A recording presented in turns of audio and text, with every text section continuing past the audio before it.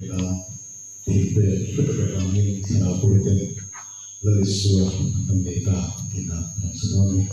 because dito ka more pekinang sa tawa so kunsiyan yan tulong yan lagi apa punya proses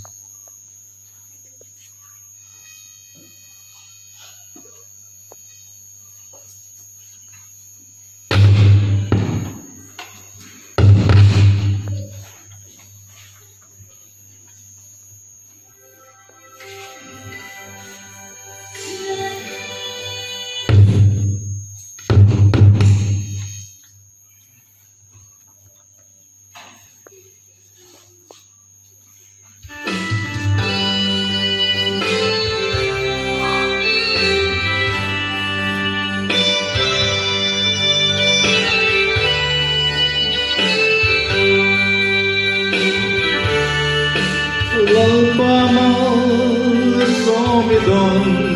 isang sompe siarini sunan na emble arong bonalisun ipekinte lepama akonin alwalo apa semua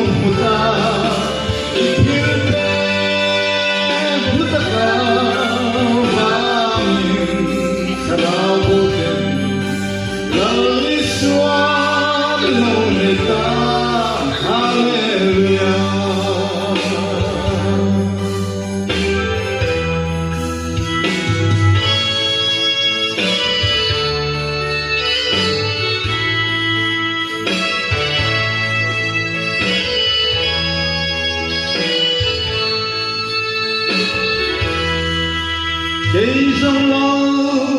ba tan thề na ca này lâu đau xót in có xót nhau về xí lô ba ca này sung ca thấy to ata na ca peken pe ca lâu sang o ca thiang to ca tan long na